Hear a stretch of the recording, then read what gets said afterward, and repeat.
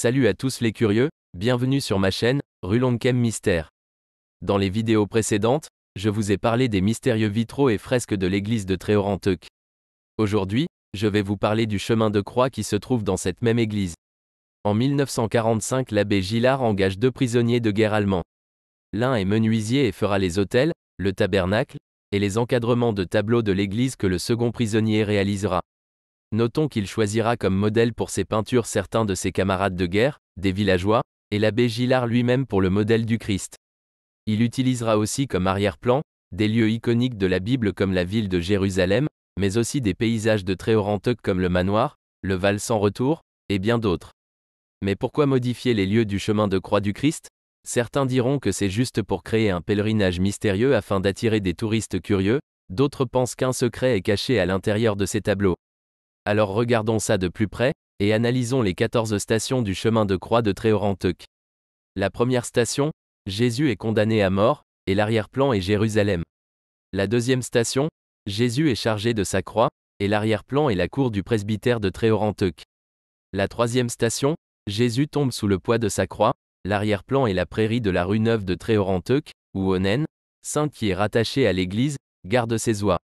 La quatrième station, Jésus rencontre sa très sainte mère, l'arrière-plan est dans la partie extérieure du manoir de rue Neuve. La cinquième station, Simon de Cyrène aide Jésus à porter sa croix. L'arrière-plan correspond à l'endroit où le 48e parallèle coupe la limite entre Morbihan et Ille-et-Vilaine, toujours dans le territoire de Tréoranteuc. La sixième station, une femme pieuse essuie la face de Jésus, l'arrière-plan est une rue de Jérusalem. La septième station, Jésus tombe pour la seconde fois, l'arrière-plan est le point d'arrêt des touristes. La huitième station, Jésus console les filles de Jérusalem, l'arrière-plan est à l'intérieur du manoir rue Neuve, et plus précisément dans la cour. La neuvième station, Jésus tombe pour la troisième fois, l'arrière-plan est le rocher du Val sans retour. La dixième station, Jésus est dépouillé de ses vêtements, l'arrière-plan est le rocher de Romette. La onzième station, Jésus est cloué sur la croix, l'arrière-plan est toujours le rocher de Romette. La douzième station, Jésus meurt sur la croix, toujours sur le rocher de Romette. La 13e station, Jésus est descendu de la croix et remis à sa mère, l'arrière-plan est le miroir des faits. Et la 14e station, Jésus est mis au tombeau, l'arrière-plan, se situe aux alentours de l'étang de l'ancien moulin à papier de Tréoranteuc. Voilà pour ce qui est des 14 stations du chemin de croix de Tréoranteuc. Une petite équipe est allée plus loin dans l'analyse, et a tracé sur une carte les différents lieux qui s'y trouvent. La voici.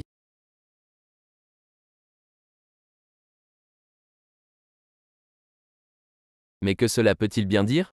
Il faut prendre en compte que la station 10, 11 et 12 n'ont pas encore été localisées exactement. Puis, que doit-on faire de la station 1 et 6 qui mettent en scène Jésus dans des rues de Jérusalem?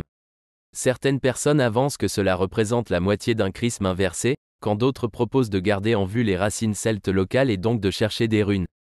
Le mystère est encore bien présent, et le secret, s'il y en a un, est encore bien gardé. Merci d'être resté jusqu'au bout. N'hésitez pas à liker la vidéo et de mettre un commentaire. Et en attendant la prochaine vidéo, portez-vous bien.